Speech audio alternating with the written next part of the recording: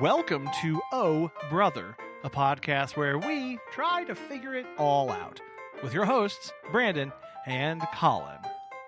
On this week's show, not a lot of why. Ahoy! Ahoy! Hey, How's it going? oh, pretty good. Not Yeah? too bad. How about you? Oh man, yeah, we're getting ready to travel, so that's always a very I just said the phrase okay. I'm also very tired, which should speak to Fair. what it is like trying to prepare for travel. So, Where are you going? we are going to Austin, Texas for a Right. conference that I was conscripted to be MC. Okay, cool. That's fine. Have I told this full story? Yes, yeah. I just Okay. couldn't remember. Like, you told a couple weeks ago, but I couldn't remember when it was happening. Well, I So- have had some new things added to my plate. Oh. As of late. Oh, dear.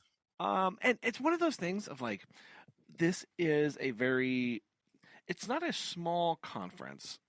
It's actually one of the larger ones, but it is put on by basically two people. And so they have a lot of things going on and they rely on volunteers and things like that, hence me. And so we were having a discussion as I'm planning to get this ready. Plus also I have to plan to do like this live interview as part of my contribution. And so I'm trying to prepare for that, reading some topics and things like that. And it was made known to me that they were really interested in getting some video talking to people Oh, who've no. attended the conference. And man, Okay.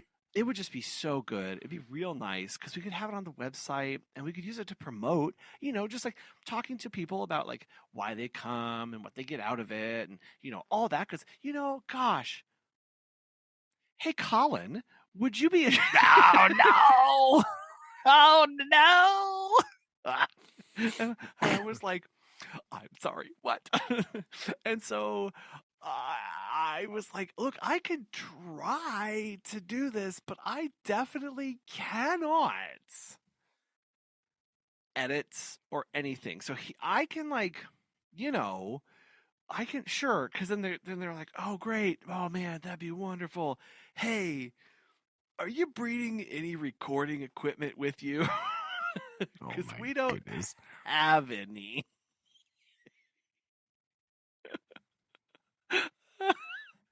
And I went, yeah, I'll have some recording equipment with me. Absolutely will do. And how long do these videos need to be? And they said, oh, like 30 seconds. And then there was a long pause. And they said, oh, but don't tell them it's going to be 30 seconds because then that's not going to come out good. So you need to just let them talk. Do you? Oh, but we need them to be 30 seconds. Could you edit these too?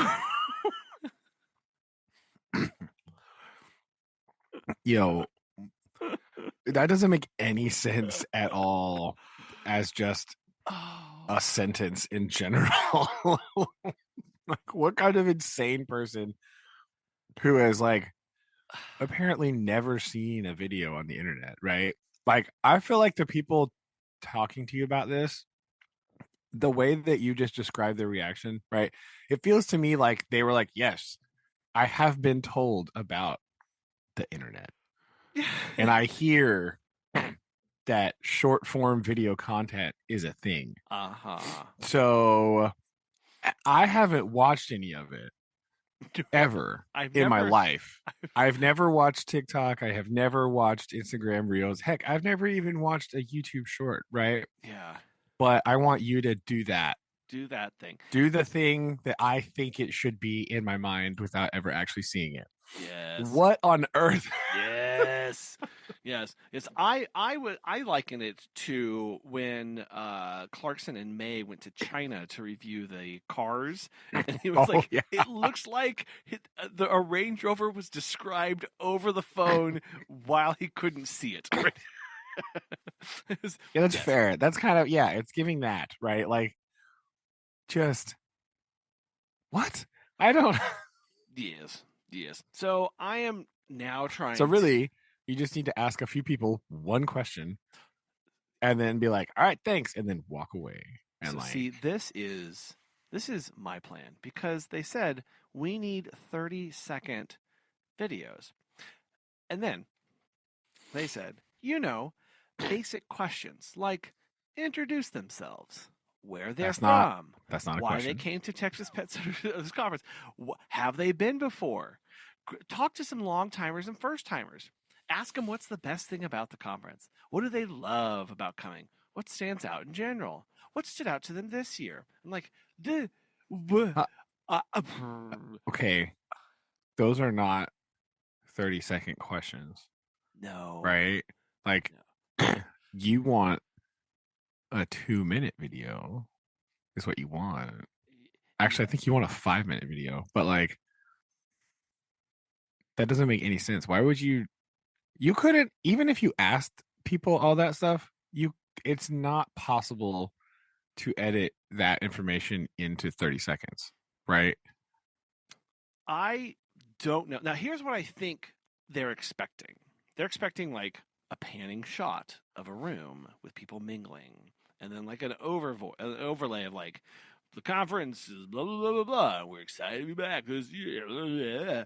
And it's like cut to person who's been there 11 years. I get so much out of this. Cut to person who's been there 1 year. This is their first year of.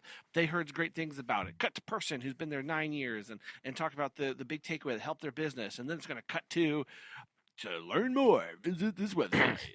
Like, Now, see, in my mind, okay, I was thinking that like they don't want one 30-second like chopped up video.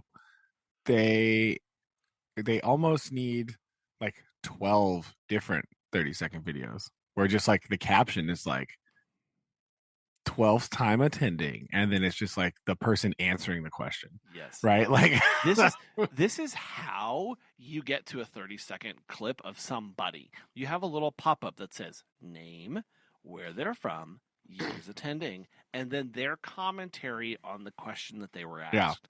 So I mean, like, you could ask the people all of those questions and then just like chop, boom. Like, Yes.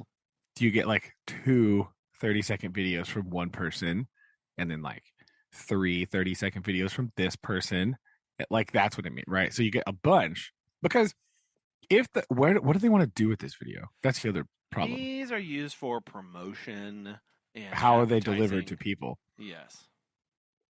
Yes, you see, if you Yes. Yes. are you sure you don't want to phone me in on this interview? You got to do it on the stage about UI and marketing, because I really feel like they need to hear from me, like, real bad.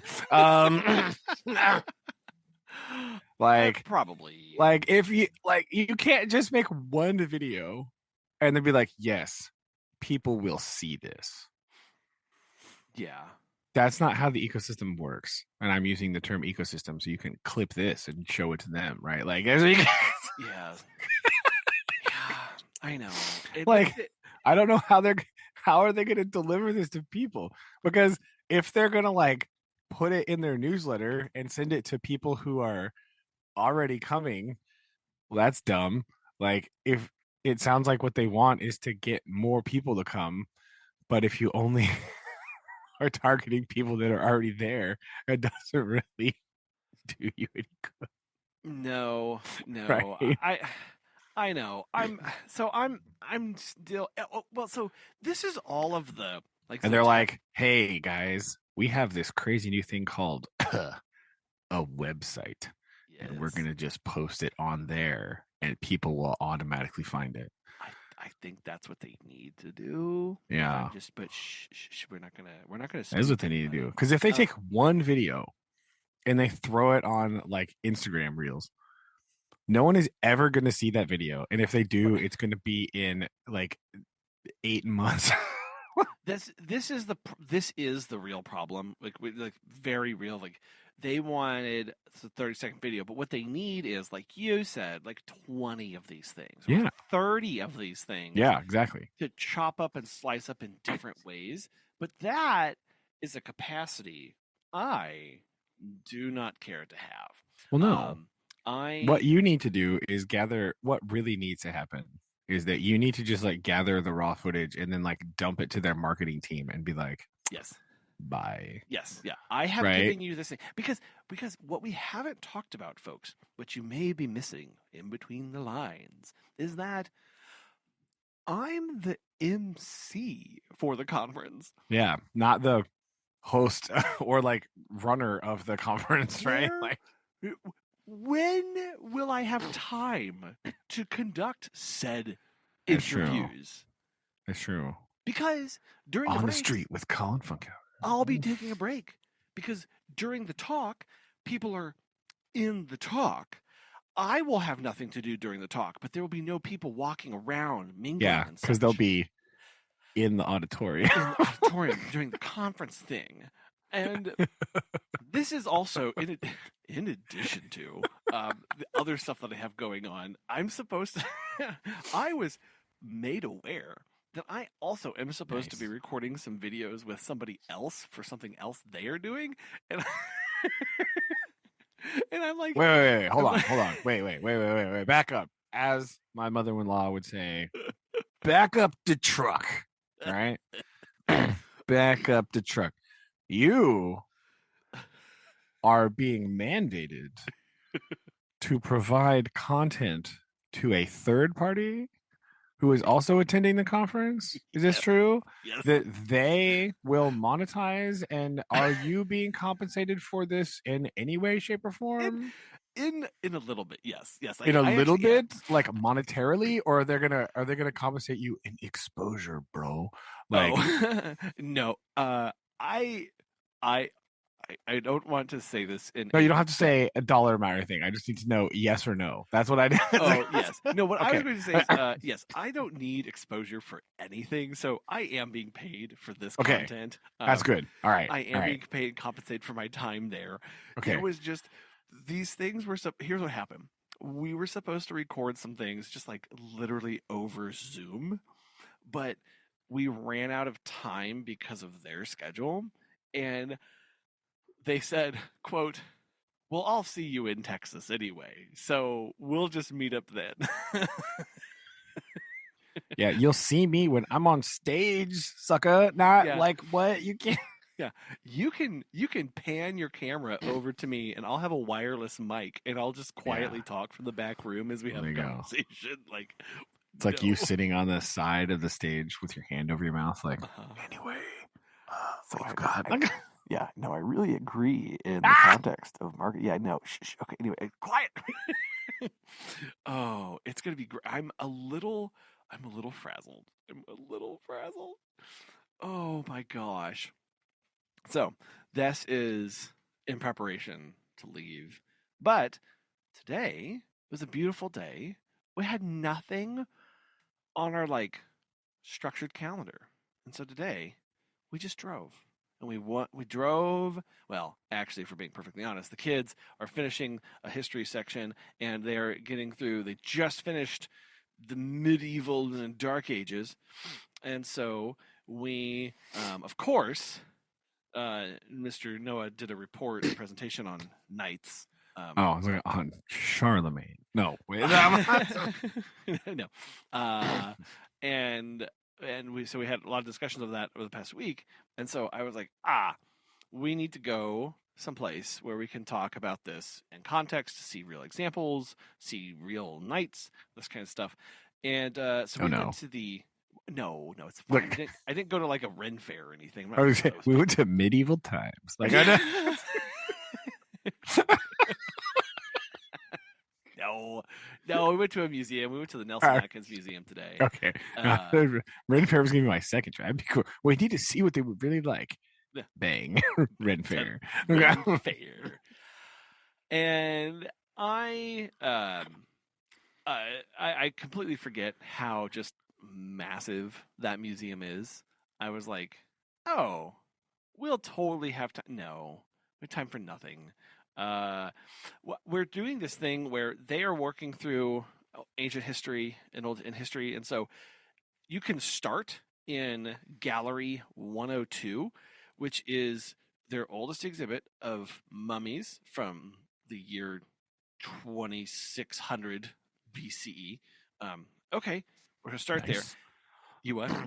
I said nice. Very Yes, nice. and you can work your way up through Mesopotamia and then the Rome, and then you go talk about some Greece over here, and then you start getting into the transitions into the Middle Ages, the late Roman Empire, and all this stuff, and you start going in the Middle Ages, and that lasts obviously for 1,000 years or whatever it is. I don't remember exactly. I didn't pay attention, and then then it kind of like Wow. loops Wow. around, and all of the first floor is like a big loop through major history, and then the second level is major categories of like, here is the best of American art and Japanese art and from China and our Native American art and all of those things, and all of what they're displaying there.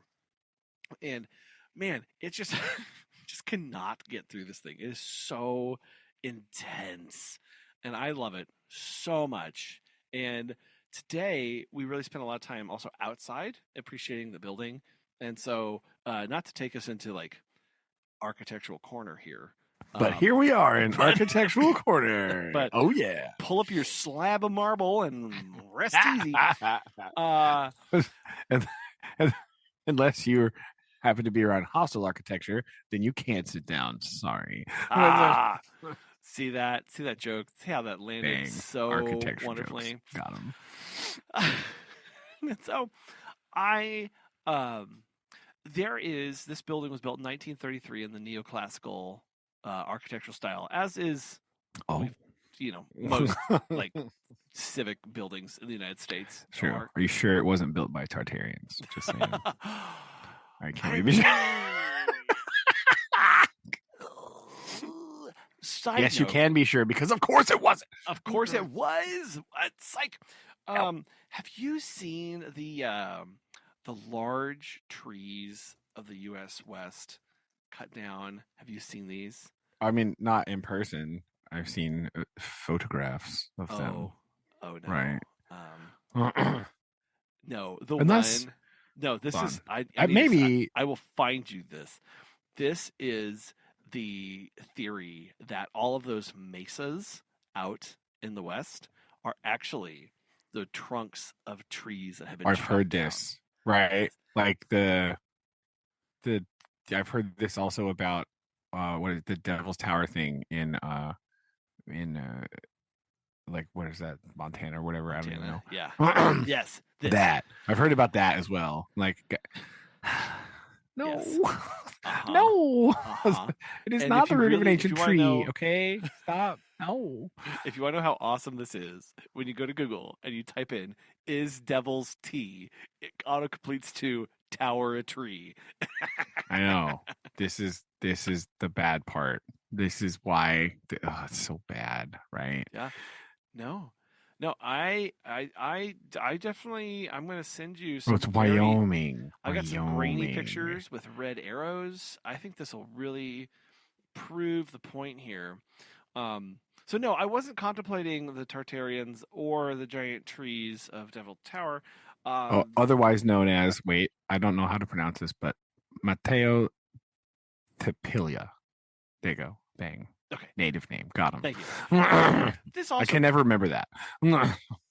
Brings up a really good point of when we were in the second story looking at the Native American art. What on earth is this trash? Oh my gosh.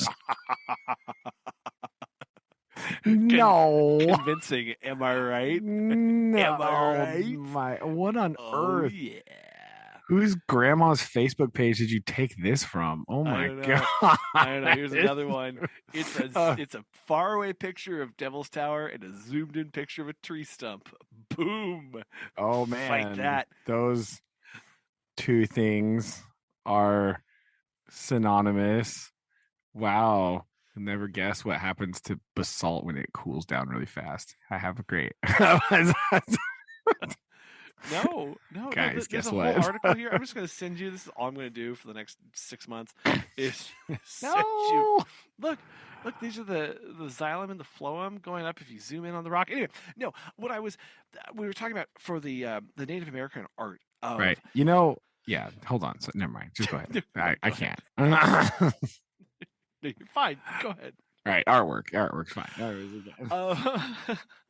I'm just raising Braden's blood pressure. Glad you're. It's great. I went to the doctor today, and it was good. Okay, like ruining my great doctor's appointment I had. We're just stress testing. It's all it is. We're just stress testing. Wait, move my arm. Right, I had a surprise tetanus shot, so I got to move my arm. Hold on. There we go. All right, continue. A surprise tetanus shot. No. Well, it was like, oh hey, I see that. I don't keep track of these things, and they're like, oh hey, I see that you're due for this, so I'll be right back. Like, okay. No. Well, they were like, do you want this? And I was like, as a school employee and a science teacher, I really feel like this is probably necessary. So go ahead with that. Like, I don't know. Yeah, we'll go ahead and put an X next to that. Yeah. Anyway, artwork in the upstairs. Got them. We'll get to architecture here in just a second, but I'm going to make a detour because you were trying to say the correct name for Devil's Tower, as it's known, and we had a discussion about because you're in the Native American section, and you notice, like, of course, we're in a museum where I just looked at a mummy that's from 2600 BCE, and so you just look at dates. Where is this from? From? You got to look about when is this from contextually, right? It's very difficult. And you look at this thing, and it's like from 1984 from 2006. That hurts me a lot that there's things from 1984 in the museum. Oh, dang it. We had to have this discussion. And then, there's this weird section in the American stuff where there are high heels that have been beaded with the glass beads and made in that style. And they're from 2011. Okay. And I was like, no, Native Americans did not wear high heels to see over tall grass. No, but King Louis XIV did. So what is being done here is this is a modern Native American artist who is making these pieces in the style of the traditional thing right now. Beading and that stuff, yes, and coloration and textures, all that stuff. And we also had to talk about how, hey, why aren't there a lot of like old pieces here? And going, well, you see, from a practical standpoint, like these were made out of grasses, leathers, and wood. From another practical standpoint, they were destroyed. They were also destroyed, burned by the U.S. government. So, we had to have that discussion because they were confused. Because there was one, and again, I understand why they're doing this, but they had a pair of sunglasses, and they were called warrior glasses, and they were beaded, and they had the gold and whatever on them, and it was like, no, those are not old, right? They this is part of this, and these are their dress and their garb and what they're doing, all stuff. So anyway, we had to have that discussion about like why are there not very many old things up here, and the oldest that they had was like, I think maybe mid 1800s, like 1850s. That they had there. So we because then it was like, oh, now we're going to go into the Japanese section, and there's tons of stuff here that's really old, and of course, so that was just an interesting like little segue into like the lasting effects of things and how current like events of the time impact the stories that can be told. That is true, right? And also there's a big plaque on like the importance of course in this section about the importance of oral history and not having things written down, having like symbols and having these kind of things, and they could communicate in other ways, but like oral history is a big part of the culture in that society. And so the kids are also like, well, how do we know what happened then, right? And I was like, well, they continued to pass them down, and also people worked on translating this when they encountered, and continued from stories again from current modern day Native Americans who can trace their lineage back. Like they have carried these stories forward, and so if we didn't have those, it would be lost on all this stuff, which just again continues to show how fragile history really is. And it's also that feels really weighty when you're in this giant museum where it's just nothing but history. Yeah, true. Museums, also known as nothing but history. Oh yeah. But I'm outside enjoying the sunshine, and I'm surrounded by this just like oppressively large neoclassical building, and I can imagine. I would just love to know like what happened when they put the shuttlecocks out and around. What kind of uproar from people happened when they decided they were going to put these Now, I'm things? not saying that it's on par with building a big glass pyramid at the Louvre, but I imagine originally it perhaps was on par with building a big giant glass pyramid at the Louvre, right? I remember that. Yes. People were like, "What are you doing?" I 100% am right there in line of just being like, I guarantee you, people just like, I need to do some diving into this, but like, I guarantee you, people threw an absolute fit. How dare you? And there's one on the roof. Are you kidding me? You're desecrating this. It's whatever. And now they're like, with a sport that's not even really that yeah, popular in the shuttlecock. U.S. and Nobody like knows that. Like, how nobody obscure. plays. Yeah, Badminton. Like what? Who? Like that's this is like a backyard random picnic sport in the most of the states, right? Like nobody. yeah. This is not, even though somehow it's made its way into the Summer Olympics, but like how, I don't know. It's so weird. I don't understand this. But given that I like a little bit of whimsy in life, You and know, I I love mean, these fair. things, I think they're amazing. I'm very happy that they are there and how they are displayed, whatever. And then we walk around the front, and they've got this big reflection pool, which is also neat because it has these big If they portals of glass if they that did it go. in 2026, they're gonna add a pickleball to the yard. So Oh just wait for that. Like, no! Dang it! Why would you say that? You just gave me some ideas. They're actually working on expanding this area, and this gets me to my you other see, thought of you round the corner, the front of this thing. Well, it's really, I don't know, front, back, whatever, it doesn't matter. It's not the big grand pavilion, it's on the backside. I think it's the backside, and it got a big reflecting pool. And in 2007 they built the block building over on the east side of this. Now the block building was built specifically to, quote, have a conversation with the neoclassical.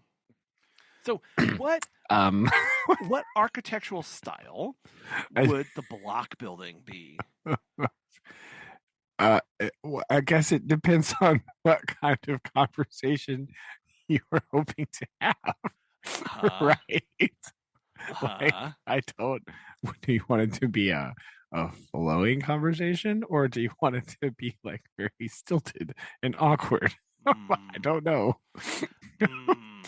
Yeah, we're gonna go with more stilted and awkward because Oh this is no. a ultra modern deconstructionist kind of Oh, there we building, go. right? Yes, Like, perfect. yes, it's exactly what people want. Oh yes. Oh. And, and again, like it's the size of like a multi-level story glass skyscraper just laying on its side. It's Oh, all it's all cool. white and glass, and inside the roof is all like weird angles, and you kind of it's like throws you off. And modernists, of course, whatever. Like I understand like that has like a purpose. I said a poipus, That too. and a thought. Obviously. It just it just hurts my soul a little bit, like a lot. because they stand antagonistic to one another. Now, I know that neoclassical was done in response as a revival of the classical to Rococo, right, where things were just going insane with I mean, yeah, but fillery, like, and this was like an active response against that. And you can see the line from neoclassical to the modernistic deconstructionist with more simple lines and all this stuff, but it's just like, I again, this is the conversation that they were wanting to have. But you do have to go through brutalist to get there. So yeah. And that's the job. That's it. You have to pass through brutalism to get to there. Yeah, it's kind of weird, right? Like, there's no, it's like that's the refining sieve that they use to just keep out everything and just whatever is left over. And the fact that brutalism is so adherent to its structure and to its rigidity that it also filters that out for the modernist and deconstructive architecture. It makes it like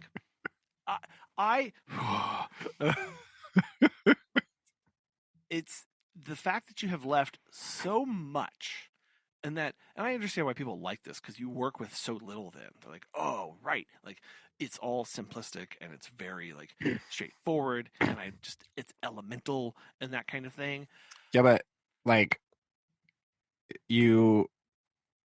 that's really then actually in juxtaposition to like something like a Bauhaus style, right? Yeah. Where it's just like only functional, right? Mm-hmm.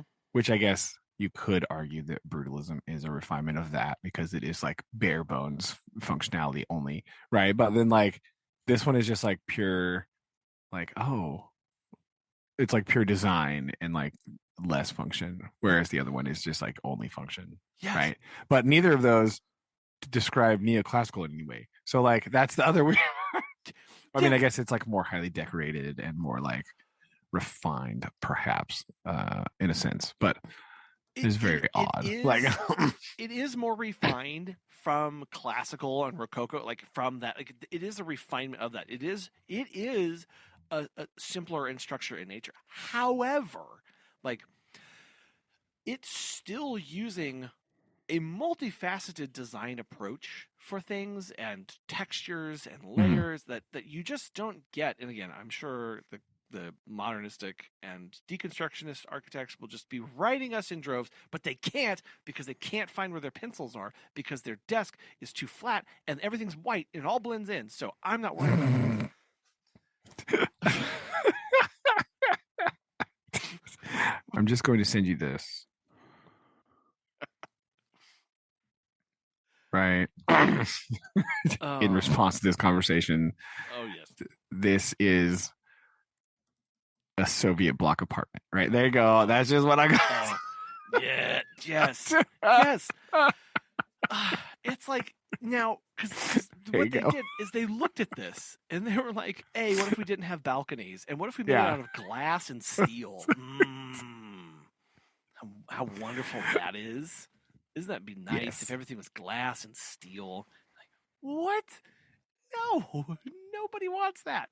And I want straight lines in my building. I'm sorry. I want continuity. Why do you have breaks in the ceiling? Why is there a slab coming this way and then it picks up and goes off at a 38-degree angle in the other? No, it's. I like how you're also like halfway, like some of these descriptions are applicable to like those Ripley's Believe It or Not museum buildings, right? Where it's just like it's like the building, but it's like kind of upside down, or it's like kind of broken in half. Like the one in Branson, right? Like when you talk about the roof being this way, that's all I'm seeing in my mind are those Ripley's Believe It or Not buildings. Yes, there's exactly. They looked at that and they're like, now if we made it all white, oh, perfect, done. Slap a sticker on that. and we'll move on. I'm like, oh my goodness. And so I'm having this conversation in my head while I'm standing there at the reflection pool, and my children are calling me, "Daddy, Daddy, stop the madness!" And I'm saying, "Rush in, children, get inside, Yeah. stay away, don't look at the monstrosity." and and and, and they've got this plan now where like the main Atkins building is here, like a big rectangle. On one side, they've got the block building, and on that side, they're going to continue with structures that are kind of the same going down that side. On the west side, they're going to have these structures. This is their plan to expand of more organic structures. They look more like leaves from the top, kind of leaf shape designs, and more built into the hillside, more natural things. And I I understand in our world we can't just have more mammoth neoclassical buildings as much as I would want those. As much That's as true. it would just that would make me happy. I understand we don't just want a U of 6-story neoclassical buildings just surrounding and oppressing the the promenade. Like, got it. It's this obviously this idea and flow and continuing the conversation of contrasting textures and arts and lines and things like that. And go ahead, I guess they're gonna knock themselves out. I mean, I could do with a little bit more like Rivendell in my life, like Whoa, architecturally, right? yes, Like sure. if you execute it correctly, right, this is what you get, right? And I feel like that is important. I know that we as a society currently are moving away from the green future that we were all promised because it doesn't make anybody any money, and so we just can't be having that nonsense. But I would like to think that potentially um that would be something that would be useful, and having like nice architecture that like blended into natural surroundings instead of like stamped them underfoot would be a nice idea, right? Attempting to live more harmoniously with green space rather than paving it over to look just like Houston. um I feel like this is a good idea and a good like goal to look forward. And again, if we could get more Rivendell, that would you could make it whimsical, Mm, right? It yeah. can be more whimsical, right? Um, and so you could have grandiose and whimsical instead of grandiose and oppressive, like square, right? But so that is an avenue worth pursuing, I think. Maybe the execution with which they are trying to do this version doesn't necessarily sound like that I was hoping for, but You know, it might be useful. I don't know. I understand also part of this. It's weird. Like it is weird to put all of this in a just. It's weird to like intentionally do this like architectural like in the round uh as well. Like that's a very strange way to go about this. But I don't know. Like I don't. I think because they're coming at this from a intentional of contrast, I think that's also where they are using all of these as a statement piece, as the original was, as the original building was. Like we have to recognize this for what it is. Like the original Nelson Atkins Museum was a massive statement piece, and was of the time. And we now are going, how do we continue this forward, and how do we bring in other elements to add richness to the museum as a whole? And I think that's interesting to explore. It's just, man, there's a lot of I think it's the fact that there are so many ideas going on out there at once that makes it a little like, so Yeah, I think that if they I think that is where I'm getting stuck slightly. Like if you continue this theme into the future, like number one, you're gonna run out of room. And also like how far are you going to take this? Like, because if you do want to update it like every so many years, like you can only plan on doing that for a finite period of time. Yeah.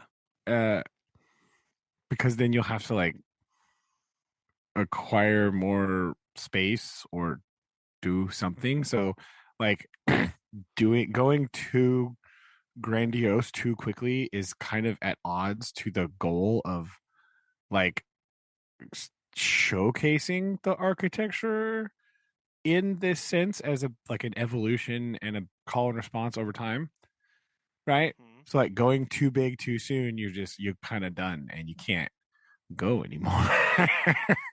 Right. Right? Like you kind of shoot yourself in the foot because you run out of floor space, basically.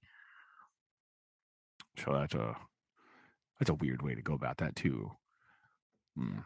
And it doesn't look near Rivendell enough. So I'm disappointed with that. So we got to get Yes. on this architecture, people. Like more, more elvish. Okay, that's what Yeah. we need. This is a yeah, Less this is orc, the more best. elf. This Okay, is the that's. one that they are going to go with. Uh you can see Oh, they they extend. are. I don't like Yeah. So maybe yeah, that.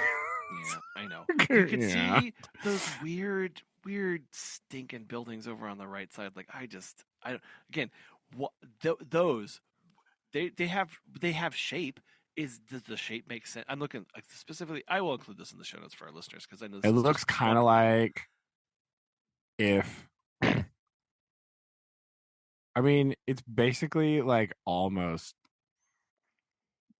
normal shapes, but like not quite. Oh, again, Like if you let yes, a kindergartner draw your shipping container, yes, that's what it might look like, yes. And right? Like, there we have that is what a deconstructionist would do. Is it's almost but not there, right? It's slightly different than what we expected. Ooh, look, I surprised you. It's like just draw a freaking but rectangle. also the fact that you can't see most of that from ground level kind of renders the point moot in and of itself, Yes, right? Then you're deconstructing for no reason. Because if you're standing in front of that building, you yeah, can't see any of that. it's You all can see lost. it from the air, and you might get a sense of like, that is not a 90-degree angle. Huh. But as far as like the fact that some of these are technically hexagons, um, or pentagonal, that is lost on the ground level viewer almost entirely, I would Yeah, imagine. yeah. And you definitely wouldn't be able to tell once you got inside because they're going to be framed up like relatively normally anyway. Eh, I've been in the big one I up mean, by the maybe building. not, but like It's a little disconcerting. But yes, maybe not, but like they still have to have classrooms or whatever. So yeah, they're still going to have like rooms inside of them. yeah, So like maybe if you're on like a exterior wall, you might. But if that building is if it's subdivided in any way like with enclosed spaces. I mean, if they do the thing where they just like have like the partition walls, hmm you know, you might get a more sense of it. But if it's enclosed space in any way, shape, or form, you will have no concept of the exterior shape of the building hmm whatsoever. and then So, you look. what's the point then? Yeah, why are you doing this just because you can? And then you look over on the other side and you look at these shapes and these lines and these textures and these what this is doing, and it's a bit more. Again, I saw some other renderings where they were a bit more molded into the hill there or whatever, but like, yeah, there we're continuing. We've got more organic lines than the other side, but it's then going. Look what we've done. We've contrasted. We've these have a familiar form and shape and blah blah. Not like those other people across the way. What? Why are we doing that? That seems a weird thing to do. I don't know. Whatever. It really does. And again, I think a lot of that would be lost on the ground level viewer. Like I just don't. It's like the facade will definitely for sure be different, but like I don't know. I don't know why. Oh well. I guess art doesn't need a why, but still, it seems like a lot of fuss to go through for not a lot of why. Not a lot of why. Exactly. Not a lot uh, of why. very weird. So this has been burning in my head today. Hey, I mean, that's important, right? It's fine. Like, Yeah. yeah, Yes. Look at the experience that I brought home with me. it's Thanks, Nelson good. Atkins. Yeah, good job. Sure. Look at there.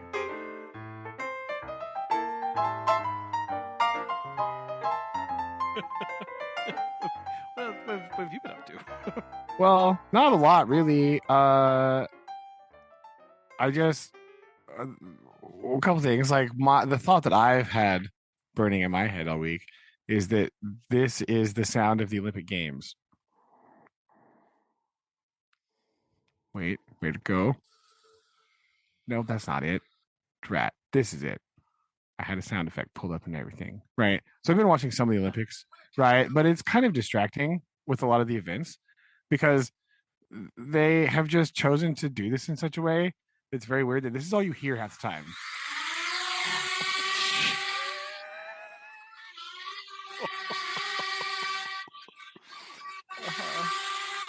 Oh no. That is the Olympic Games in 2026, ladies and gentlemen. That is what it's like, I that's all, that's all I could they hear. have been putting them everywhere. I know.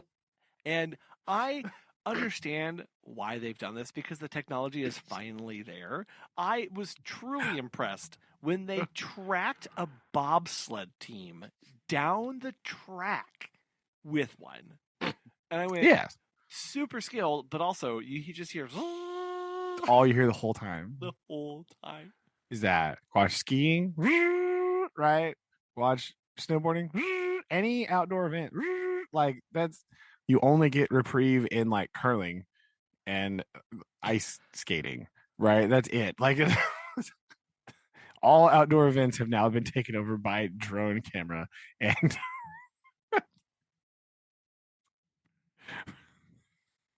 it's absolutely insane. I don't know. I don't know if perhaps the overabundance of drones for shooting television and movie things has rendered me immune to like there are very few things like already that I'm like, whoa, that was crazy, right? Like Okay. not a Yeah. lot, right? I know now that I mean, you don't have to pay 7 cameramen to record the like downhill skiing event. You just have a drone flying around the whole time, right? It's whatever, but it's very. I just feel like the return is not great for the sound that I have to deal with the whole time. They definitely need to figure out a way to filter out that frequency. That's for sure. like, because I know they want to be like, oh, you could hear the sound of the skiing, not over the like I can't do it over that. Like, Yeah. Yeah. Oh, I can also hear. I can also hear the drone. Is that what you're talking about? Is that the sound of skiing these days? yeah, The drone. sound of skiing, and every time they do cut to like an actual camera, like a stationary camera shot, you can just see the drone. Like there it is. That's also Like wonderful. This little yeah, like guys, this is like come on. demon fairy following all the Yeah, occupants. just like oh, there it is. Like well, whatever. I guess like that's that's the only real thought I've had this week is oh, there's so many drones in the Olympics, It is a lot of drones. and yet no drone racing event. That is a real tragedy here. Well, but how would you make Like, that How would you make that Winter Olympic? well, you'd have to make it Winter Olympic because the Summer Olympics already has too many sports, and so they just need to start putting some in the winter to balance it out. Because again, I don't think we've talked about this before, but the Winter Olympics is like it's only skating and skiing, and that's it. Like if the sport takes place on skis or skates, it's at the Olympics, and everything else is in the Summer Olympics, right? Like Yeah. everything else, that's it, right? and I am arguing for the sake of this that a bobsled counts as skates because it is a bladed device. Right? On So, ice. yeah, on ice. So I know that that's like really technically it, but that's all. And so I can only watch so much figure skating, and then like I need to move on with my life. And I like just the disparity of the amount of sports that are in the summer versus the Winter Olympics. We need to start just putting some in the Winter Olympics, even if they don't require a mountain. Right? I just feel like that's necessary to make it more watchable for people. Because I know people in the States only really care about figure skating anyway, because that's This is all that's ever on the yes. primetime television. They don't show anything else. Nothing. They will not show anything else like other than figure skating. Right. They don't even show like speed skating, which is fun, right? Like I caught some long track the other day, but like the fact that it's only figure skating is a thing. So we just gotta start sticking some sports in there, right? And if drone racing needs to be one, just throw it in there, right? You could do it indoors, just, right? It'll be fine. I don't care. Do Yeah. it outside. Just it'll be cold. Whoa. Around a mountain slope. And Yeah, maybe they can do it down a mountain. They could go around snow sculptures, right? yes. Like, Or I don't know, maybe they could do it down a mountain the same time that the downhill skiers are doing, and we oh, could they get could race two the for the price skiers. of one. Yes, right. I would settle for like some snow sculpting, right? We could throw that in there, right? We could do. Susan was showing me this video of this Olympic sport that used to exist, and I don't recall this because apparently this was in the Olympics in my lifetime. Something like ski.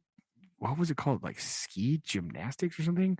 Like I don't remember what it was now. I have Right? seen this Yes. video. It Yes. like what? This is ski ballet. Ski ballet. Yes, that's what it is. Yes, Yes. ski ballet. Yes. I was like, wait a minute. What? Ski ballet from the 1980s. This video I have to include this in the show notes because Yes. you listener, whatever you are thinking right now, the answer is no. It's so right. Apparently, this was in like the '92 Winter Olympics. I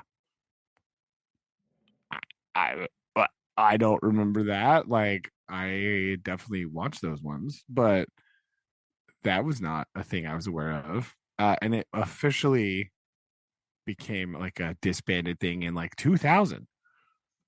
I don't think it was in the Olympics after '92, but still, like, what? What? Yeah. It's right? fantastic. It's fantastic, people. I had no idea. I think what I enjoy most about this, and you just like unlocked a memory of me seeing this video like years and years ago and being like, that's ridiculous, is the use of their ski poles to do the tricks and stuff. Like Yes. it is intense. It is amazing. So yeah, I think I'm all for bringing this back. The other fun thing about ski ballet is it was done on the slope. It was not done on flat ground. Yeah. And so they were just always slowly drifting down, making it amazing. Yes. And I have not been able to watch any of. Apparently, there is a new sport this year called ski mountaineering, but Oh, I don't know what this is, and I haven't been able to watch it. And I don't know if it's. I don't know if it's happened yet. I don't know if it's been, but it's something called ski mountaineering. I have seen this So I don't show up, know. but I have not watched one yet. Yeah. No, I don't either. But like, I need to find some highlights of that because again, that's all good. Add in more sports, okay? More. Just get some. Yeah, just put some more in there. You know, got to figure out.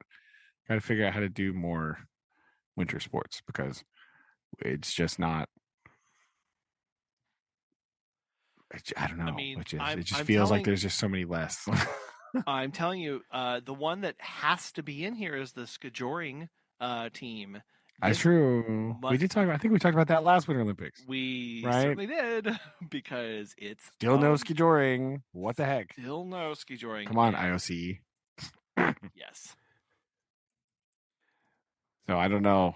But yeah, that's what that was just my Winter Olympic thoughts. Oh, and apparently, did you hear that the French are being all French again and like not the maybe judging controversy in ice dancing, right?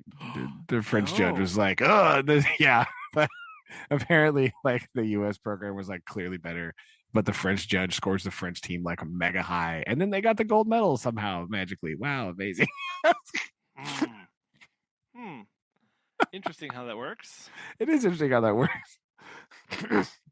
Also, I did have another thought today, right? Because I watched we were watching some of the like the men's figure skating, right? And apparently there's a dude on the men's figure skating that's like very good, right? From the US. And I Oh, can't like yeah. this what's his name? This Ilya guy, right? Mhm. Oh yeah. Ilya Malinin, right? So apparently he's like a big deal. I don't know.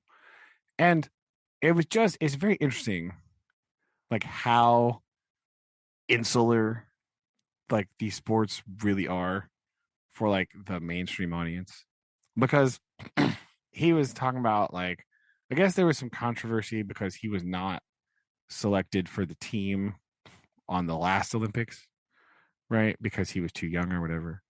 He didn't get on the team. And then like basically what happened is in the finals of like the men's singles like program or whatever, he like choked hard and like fell Hard. twice. Hard. He Right. lost. He lost out on 70 points. Yeah. Yeah. Because he like just like choked hard, right? And again, and he was talking about how like it's the pressure, right? It's the pressure of the event and the Olympics thing. And he said, like on camera, basically, that if I would have been picked 4 years ago, this wouldn't have happened tonight because I would have understood the pressure, right? Mm. But but here's the weird and insular part of this is that this is the pressure that he feels on himself, right? Yeah. He feels this on himself. He feels the pressure of the Olympic Games and the representing the United States and this heightened competition thing, right? And I have no idea who this man is,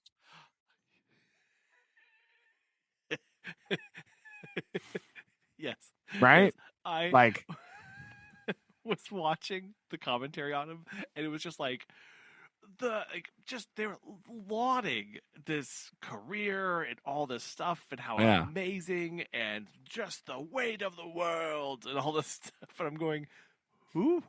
who are you? Yeah, I don't. I think I maybe vaguely remember something about the last Olympics that like a person wasn't there who people thought should be in the skating thing. Oh, But like I didn't really know that was him. yeah. Right. Like I don't know. So just like it's one of those things where it's like, like he feels all this pressure and the people around him are telling him like what a big deal it is and like all this stuff, but I have no idea who this person is at all. And uh, I don't. There is that meme of not meme but it's mindset work of people don't think about you nearly as much as you think about them thinking about you, Yeah, and uh yeah, right. Like, that that holds true across our lives, every single one of our lives. It's the everyone's going to notice that I have ketchup on my pants. And it's like nobody's even going to know what color pants you're wearing. So like move yeah, on with your move on with your life. yeah, Like, that is such an important thing to carry. Like it's front and center every single day of like nobody like not that nobody cares. It's just like going to notice. Nobody is yeah. going to But I notice. mean, like, it's not that I don't care about him because Yes, yes, because to because if that was true, I would have had to known who he was in the first place, right? Like True. this kind of thing is like so off my radar that I have no thought of him at all because I didn't even know he existed. Right? Like he feels all this pressure and all this strain and like he feels like he's letting the side down and I literally heard about him today. So Yeah. it's not that I don't care about him. It's that I didn't know about him because to not care means I would have actually had to know and then made a conscious decision to not care. Right? Like it's just so insulated from like the majority of the population that like a lot of people didn't know who you were, dude, until they started talking about you probably like a week ago. Right? Like, Yeah. and just because the Winter Olympics are on when I'm at work, like I don't know, I don't watch them. Like, so I just thought that was a very interesting. That was my big thought for the day was like, man, this guy feels all this pressure and all this stress, and I literally have never heard of him before in my life. That is weird. Yep. That is a very weird.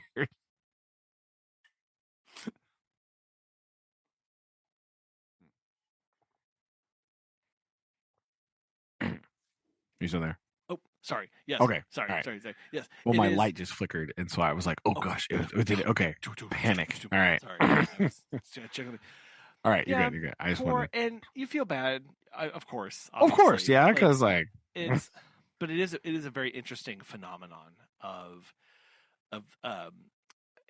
yeah, of man. There's so much, all that, the visible external impact of that internal pressure that wasn't managed, and you got to feel for him. Like it just sucks. It really sucks. that's true. So, but who knows? He's got time for another one, maybe. Yeah, yeah. Hopefully, we'll see. Yeah. So, You uh, you know who else was dealing with some internal pressure? oh my gosh. I, I. Man, Pip here is just the most continuing to be the most ridiculous human of all time.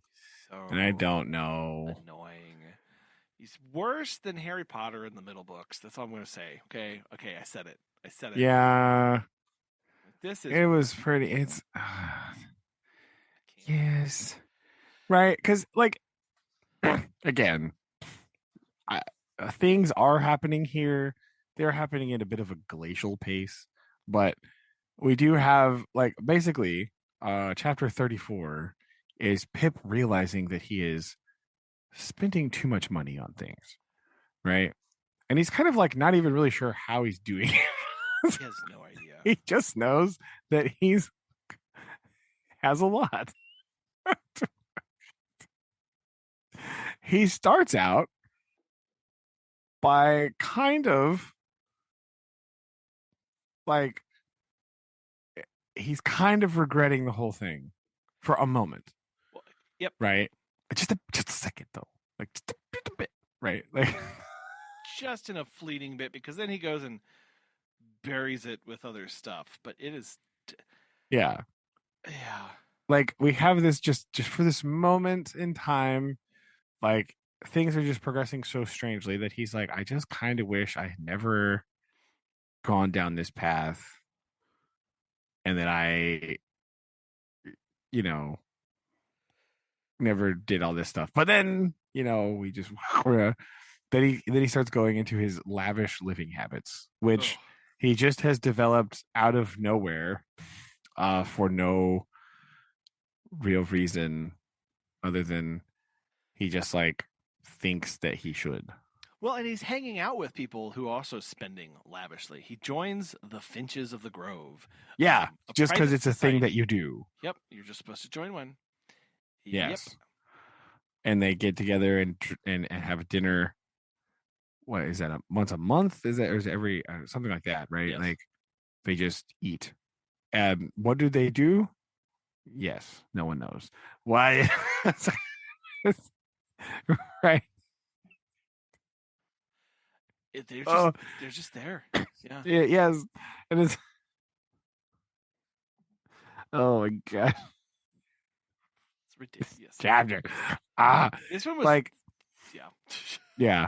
I don't. Basically, and then we have this yeah, so we've done the thing, we just kind of are going over all of like the big moment in this chapter is they're like, okay, we got to sit down and we got to like chart out what's happening, And they make right? such a big deal about it of like, look what we are doing. We are being Yes. industrious and good business. Yes, they're very like he feels very businessy about this. Right? He feels like this is good business acumen to just like go through receipts and tally them up, Yes. right? Yep. And he, but I love how in order to do this, they like order a really nice dinner. Yes. Of course, of course. Uh, break out all of the niceties to sit down, and they just like really like we're going to do this. Like he says, "My dear Herbert, we are getting on badly. My dear Handel, if you will believe me, those very words were on my lips by a strange coincidence." And then he says, "Well, let us look into our affairs. We always derived profound satisfaction from making an appointment for this purpose." For this purpose, and he's just like he thinks that this is what business is just looking into your affairs, and they sit down and they just tally up receipts. And I love how like many times Pip is like encouraging Herbert on of like, no, you must continue, there you go, like you shall do this. Yes, and I do like the part where he's like, I just don't know what it is. He's like, then Herbert, estimate in round numbers and put it down. And then his response is, ah, what a fellow of resource you are. My Yes. friend would reply with admiration.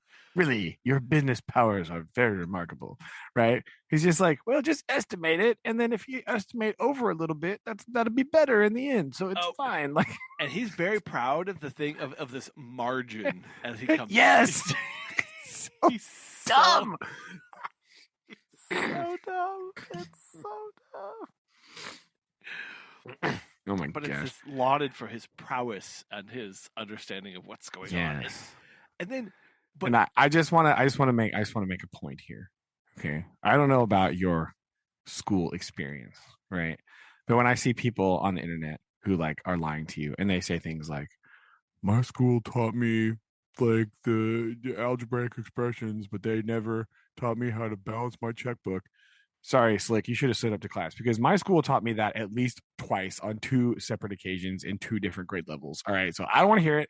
This is like remedial stuff that Pip is like very proud of doing. yes, he's very proud of this. I He know. thinks the absolute just like, oh, this is just pristine. And what I love also is that they don't like they finish everything, and he even notes here of how this process basically to him felt like he was paying these and taking care of them But he didn't. He just added them. and ties them up and then rolls them up and then sets them off to the side. Yep. He's just like, yep, this is how much money I owe. Anyway, Anyway, like he doesn't do anything. He doesn't address the situation at all. Right? yeah. He just like says, yep, that's a big number. Oh well. Anyway, I guess it just makes him feel good to know the number, maybe, or roughly the number, since Or there's that some he's estimation involved. with his left margin and he's good to go now. Yeah, I don't, I don't know. It's just so goofy. Like again, proving just again the sort of theme here is that none of these people know what they're doing with their life. Uh-huh. They're just like they're there. They're like, yes, these are things that you do, and they're just like following the roadmap that society tells them to do. That they yeah, And absolutely. that is all. That's it. They don't really do anything else. It's weird and boring until Ooh. we get a letter, Oh. or like a letter is too light a term for whatever this was. It is a letter, but it's like big and heavy and black and has a seal on it, right? And it is a notice that his sister has passed. Yep. Right. So now he's got to go back home to see the funeral. He's got to go confront Joe and Biddy. Right. And Uh, this was, I don't know. This was a very interesting, um as he's coming back, right, with this. yes. Um he has some nightmares to begin with, but he makes it back, and I remember when I was reading this, how I got the sense of how annoyed he was with like some of the pomp and circumstance and some of the um, showiness of this all. Yeah, I got a little bit of that, I guess.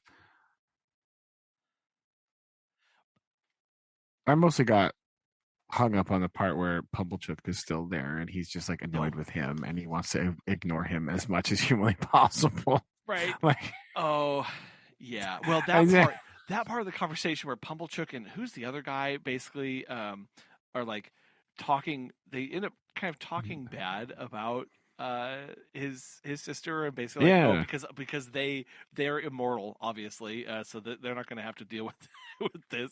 They're just completely in yeah, denial about their own ridiculous. species, as he puts it. Yeah, they're like all out of sorts and it's weird and whatever. Um, yeah, but he is kind of shaken by the thing a bit, right? And again, though, it just feels like every like even though there's like these big events in Pip's life, he just is like, oh well, whatever. Like, oh well, meh. Like he in the moment, he's like very like confused and like he's trying to understand how to deal with this and he's confronted with these like big things and then he just like puts it out of his mind and moves on and like doesn't think about them anymore. And it's just like Yes. that's kind of how it feels sometimes. Like we have this whole thing with Joe at the I don't know, it's like at the visitation-y bit, right? I don't know.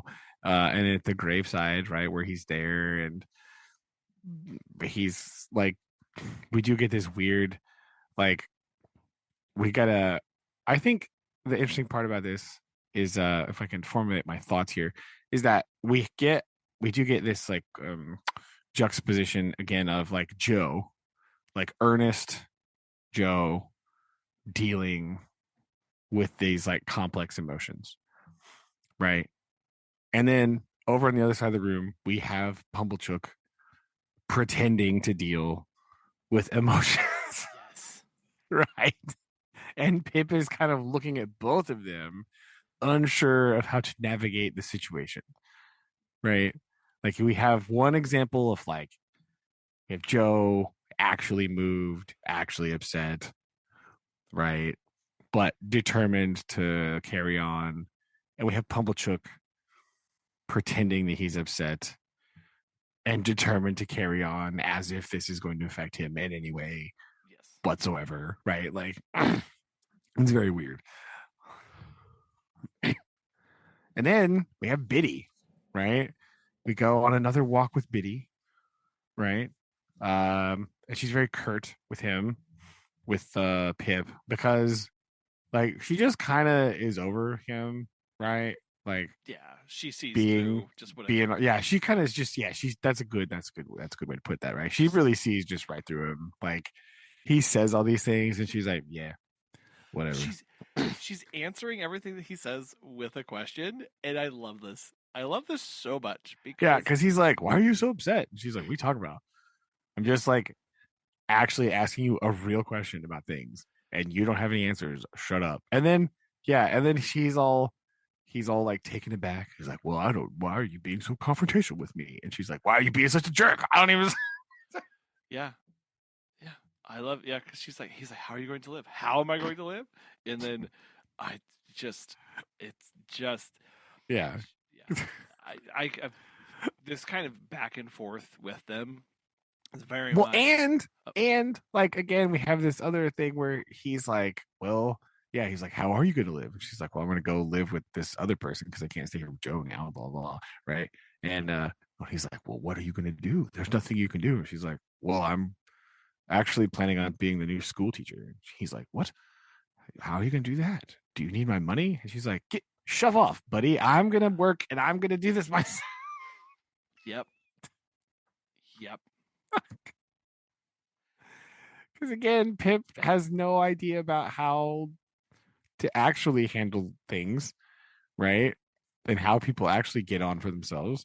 That Well, he like doesn't know what to say to that, right? his Like, his relationships are nothing but based off of exchange of coin and money. Of that's how you get on in the world. You have a problem, you pay money. You need something, you pay money. You don't actually offer help, as we will get to at the end of this chapter. You don't also do it. You just say, "Oh, I pay to make this go away for it," basically, and without and that comes up in a lot of instances, not always with finances, but basically like what can I do to sweep this under the rug and make this go away? And whatever I have to do, fine, I'll just do it. But they're not actually dealing with the problem, nor does it really come across that they care about it. Because ultimately, he's just trying to solve this for her and not really listen to Biddy about how Biddy's processing any of yeah, this. he doesn't really care. Like, No. so ridiculous. Um, and he says during this conversation that don't worry because I'm going to make sure that I come back more often now to see Joe. I'm going to come check on him. And she like doesn't believe him at all, Yes. which spoilers for like two paragraphs later, she shouldn't, right? He makes a big deal about it though. He's, really insistent and blah blah blah, so much so that the next day they have breakfast together and it's like a little bit nicer. He goes to, before he leaves, this time he does go say goodbye to Joe. He doesn't just like wander out, right? He does go say goodbye and he says, don't worry. He's like, I shall be back soon and often. Never too soon and never too often, Pip, says Joe. Uh, but the closing line of this chapter rather ominously says, once more the mists were rising as I walked away. If they disclosed to me, as I suspect they did, that I should not come back, and that Biddy was quite right, all I can say is they were quite right too. Mm-hmm.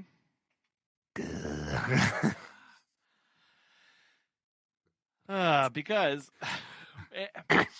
you see Joe or you see Pip still having this earnestness and this affection for Joe, but having complete inability to do To anything act upon it, with yeah, it like or act in any way. Because what we are learning here is that Pip and everyone around him do absolutely nothing all day long. yeah. I mean, like I think the real commentary here is that like Pip knows what the decent thing is to do, Hmm. right? Because he does come from simpler means, and Joe and his sister were a lot, but they were like relatively honest people, right? Yes. Joe is for sure. Sister was a little bit crazy, but like she meant well, probably. And like, so he knows what the right thing to do is and what like the honest thing to do is. And what we're learning from this book is that people of means don't do the things that are right and the things that are honest, right? That's really what I think we might need to be taking away from this, from Dickens, is he's saying like in his heart, Pip knows what the right thing to do is. But now that Pip is around people with money and means, Pip won't do the right thing, Right. right? Like it's that bad. Well, because of the expectations that he does have and he is looking forward to, which boy howdy, we'll get into more of Overlord. that right now. He now thinks that those actions are like part of that is too like it's now beneath him and his stature, which we've seen all Yeah, along exactly. too. Of like, no, like because we also see we see that whenever he came back in the last chapter or the current chapter, whatever. If you're following along, it doesn't matter. Where he comes into his home and like the funeral director is there and he like holds out his hand. Pip is supposed to give him something and instead he like awkwardly Like shakes it, yeah, shakes it. because he doesn't know what he's doing. He's He like, "What do doesn't you know what he's want?" doing.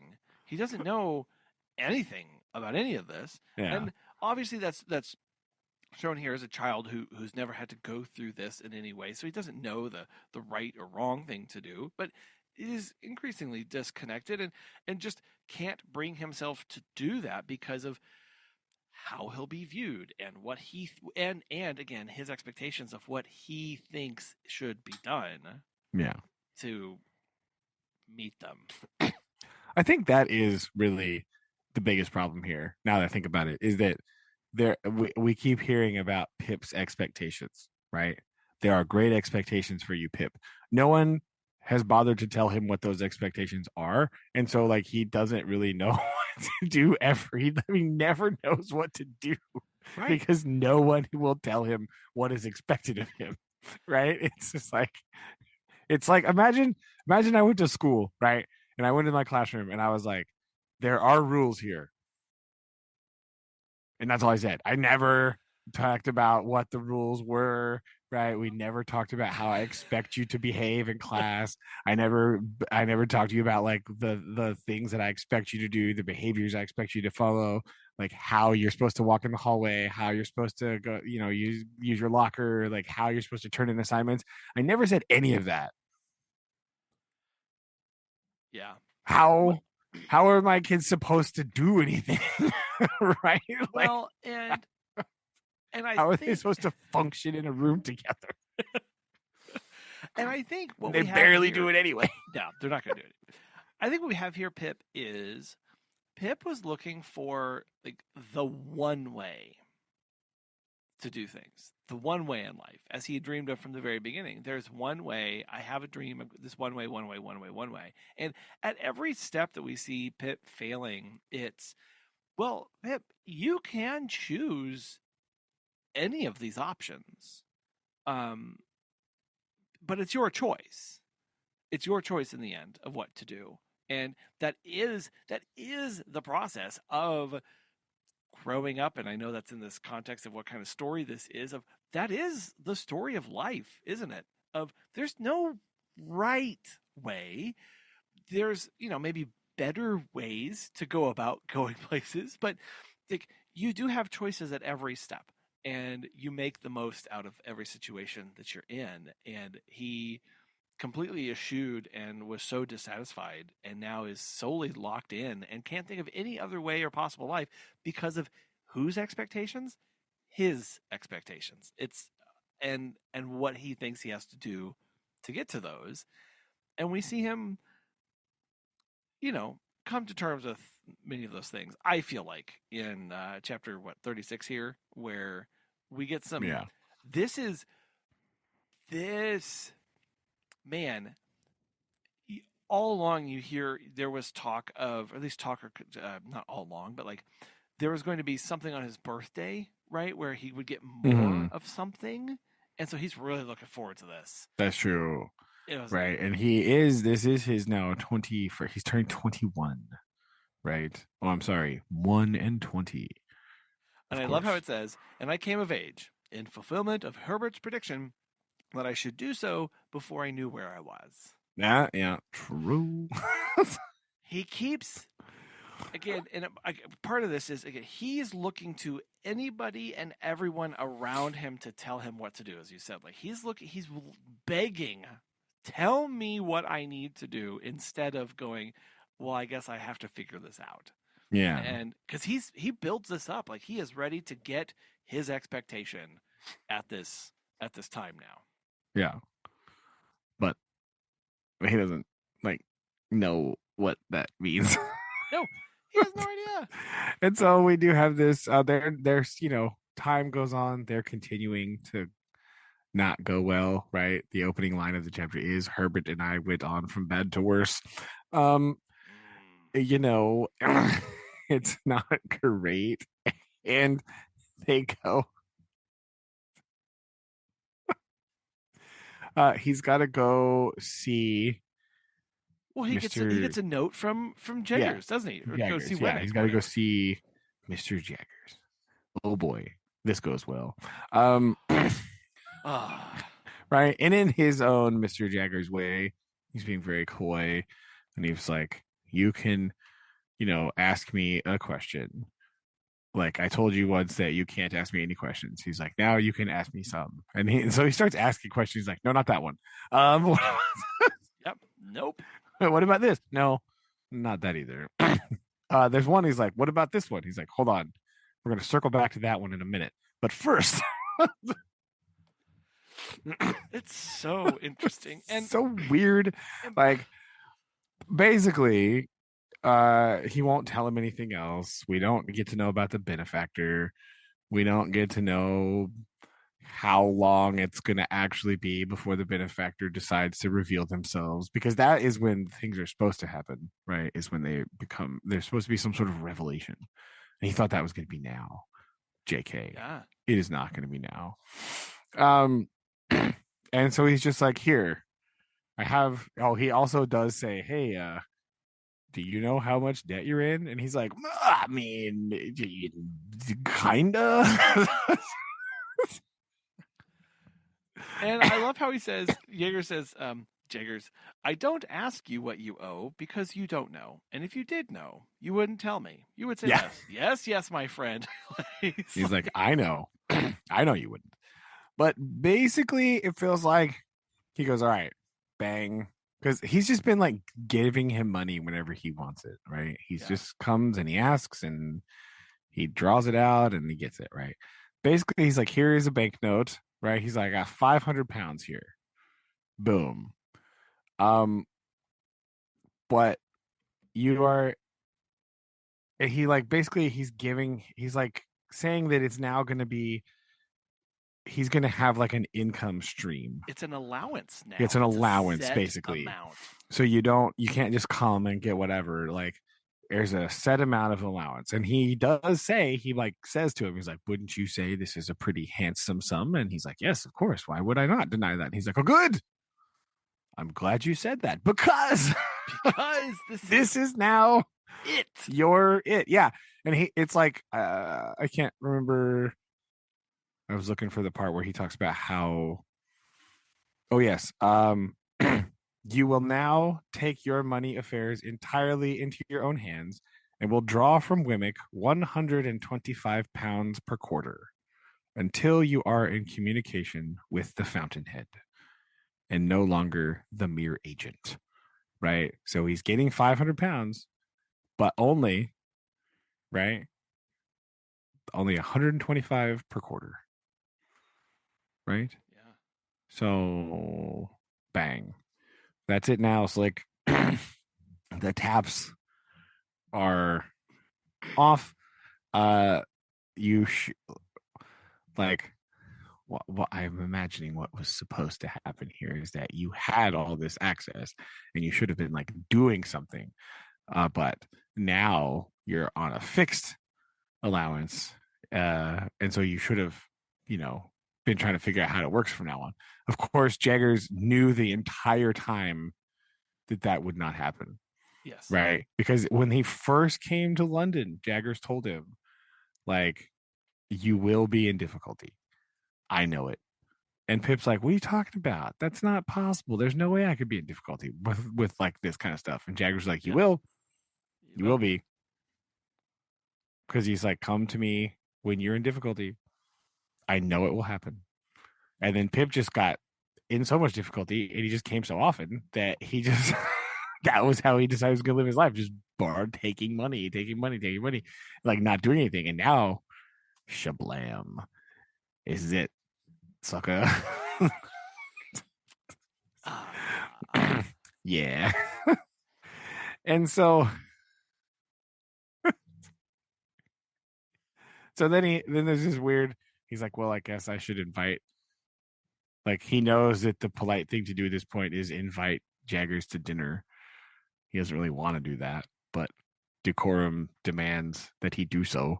And of course, Jaggers accepts. Blah. But he's also like, he's like, I will walk home with you, so you don't make any special things on my account, right? We'll just do whatever you already have.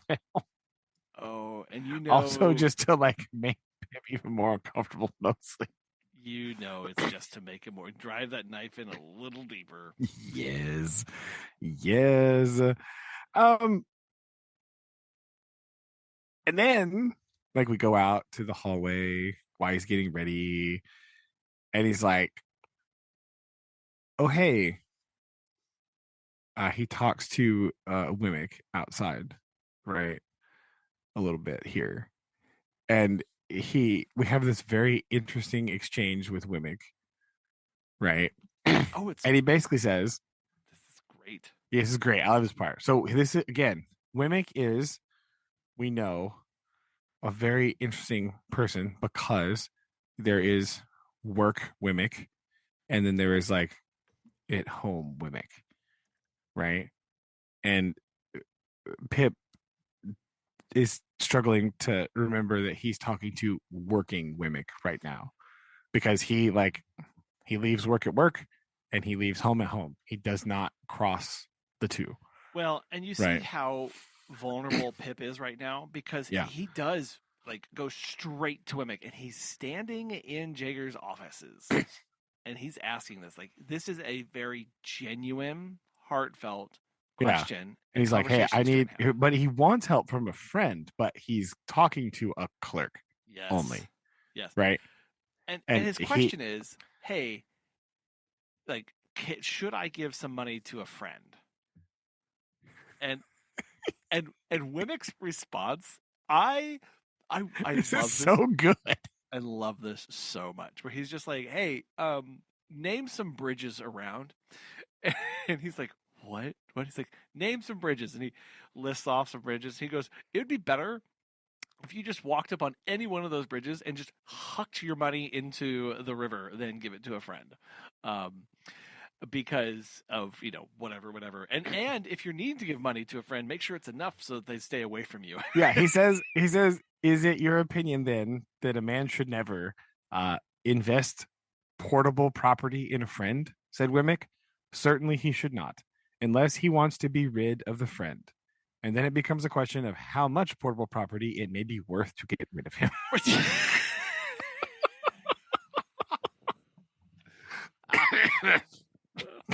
Oh my God. Holy cow. And he's right. He's absolutely right. Should you just be lending large amounts of money to your friends? No. No. You should definitely not do that. Right. But like he's just going, no. And then he goes, that is your final opinion then, Mr. Wemmick? And he said, that, he returned, is my deliberate opinion in this office. Right. And he says, Walworth is one place, this office another, much as the aged is one person and Mr. Jaggers is another. They must not be confounded together.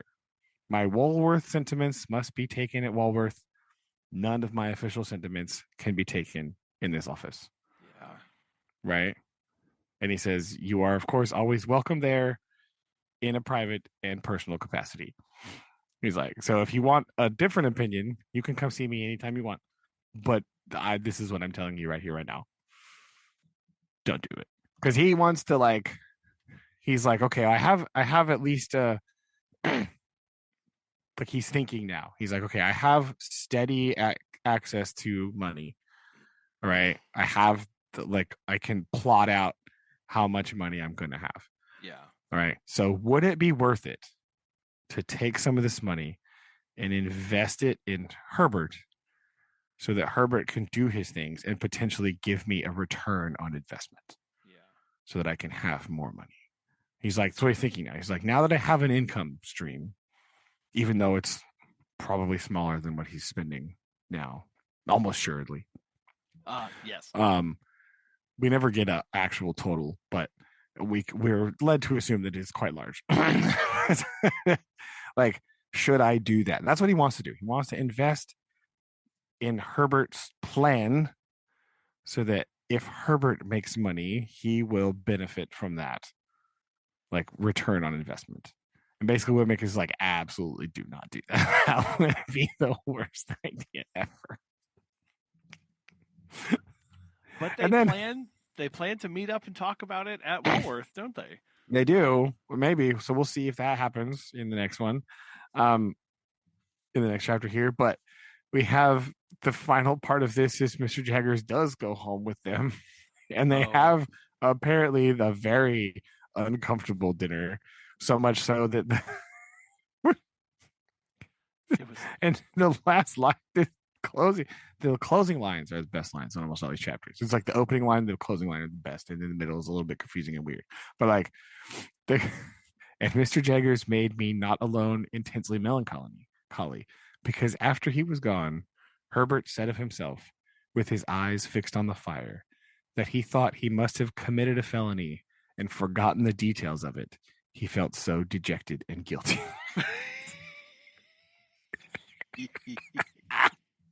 It's marvelous. Because of course, unlike women, Jaggers can't turn it off. He is all the time. Yeah, Pip is like, I wish that Jaggers hadn't aged or anything at all to make him unfurrow his little brows. Basically, like, to be a different person. Like, could you have anything in your life to make you different?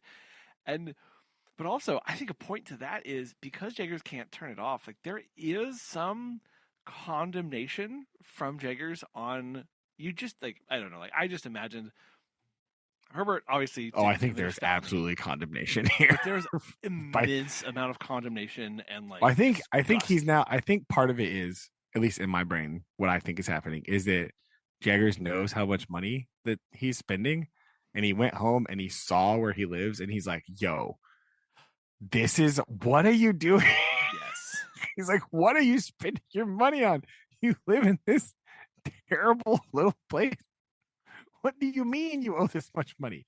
Yes. What the heck is this?" Yeah, I definitely feel that too. And to know that basically Herbert's complicit in that, and also know that the actions of Pip are bringing down Herbert. I think that was part of an opening of when I think our first chapter of 34 of that his own expectations, he was starting to realize the impact that it was having on others around him. And obviously Jaggers sees that too of, oh my gosh, like, yeah. I know that basically Pip has had access to unlimited amounts of money. Herbert does not have that. And no. Oh boy. But if Herbert is trying to keep up with Pip, then he's in big trouble. Right? Like, if he's playing keep up the Joneses, which he is, because he joined the whatever dumb club too. So like, yeah, you know, like, he doesn't have disposable income to do that. He definitely doesn't, because he is just a clerk and he just like hangs out. He's a clerk cosplaying as like a wealthy guy. Like, it's not, does not compute, right? Like, they got all this money and they haven't really upgraded their house, or they didn't move into a different apartment, or they just kind of like got some new upholstery and put it on the that doesn't match, and it's all the terrible place they have. Yeah, it's ridiculous. So, oh boy, oh boy. Keep moving on. We're gonna keep moving on, but I did.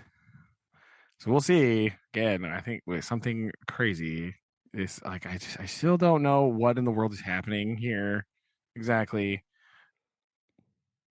So we'll just see.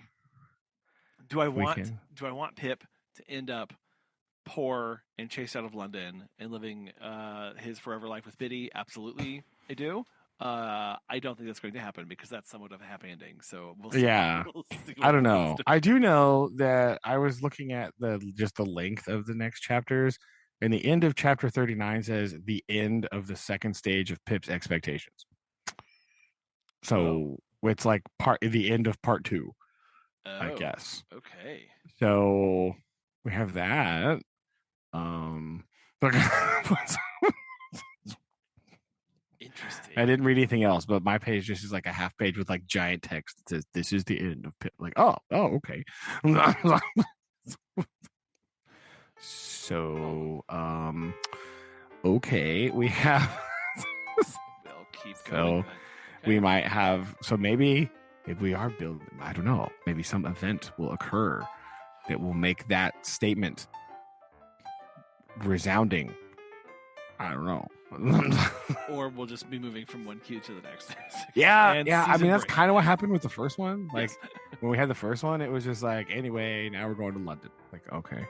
So like, Cool. neat.